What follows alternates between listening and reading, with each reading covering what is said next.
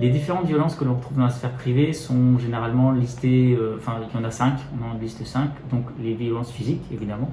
Alors les violences physiques, contrairement à ce qu'on croit et à ce qu'on publicise, c'est pas les plus nombreuses. C'est certes, quand on fait de la publicité entre guillemets, c'est-à-dire qu'on rend public les violences faites aux femmes, on montre souvent une femme qui est effectivement avec un œil au beurre noir, des bleus, etc. C'est parce que c'est plus facile de communiquer dessus, mais c'est les violences psychologiques, donc le deuxième type de violence, qui sont les plus présentes. Jusqu'à 60 à 70% des violences ne sont que, entre guillemets, des violences psychologiques.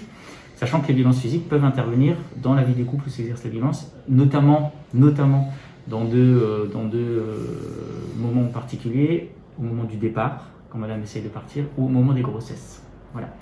Donc la violence physique, la violence psychologique, les violences sexuelles, les violences économiques et administratives.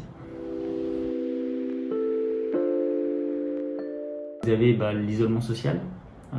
C'est une femme les femmes victimes de violences conjugales sont des femmes isolées et qui se retrouvent isolées et qui n'ont du coup plus de possibilité de s'en sortir avec des ressources familiales, avec des ressources amicales parce qu'elles sont isolées. C'est un des moteurs des violences conjugales, c'est l'isolement.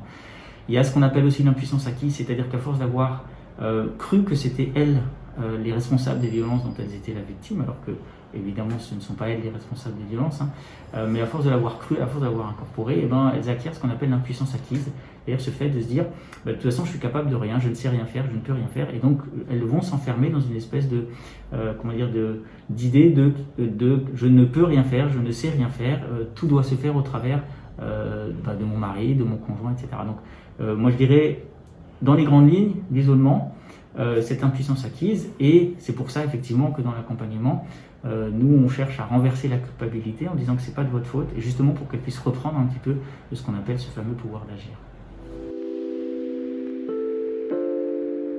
Ce qui est important de savoir, c'est qu'au-delà des 150 féminicides qu'on a par an, qu'on dénombre par an malheureusement, qui sont qui est un chiffre beaucoup trop important, il y a entre 213 000 et 220 000 femmes qui chaque année se disent victimes de violences conjugales, pour à peu près 110 000 plaintes portées au motif des violences conjugales. Alors en quelques mots, la première démarche c'est déjà de se dire qu'elles ne sont pas toutes seules et de trouver ce qu'on appelle nous des endroits où elles peuvent avoir des portes ouvertes. C'est-à-dire que, vous voulez, il faut dans l'accompagnement des femmes victimes de violences conjugales, il y a 3 choses qu'on respecte nous, c'est d'une part les croire, ensuite leur laisser la temporalité à elles de décider de faire quelle démarche au moment où elles le souhaitent pour s'en sortir.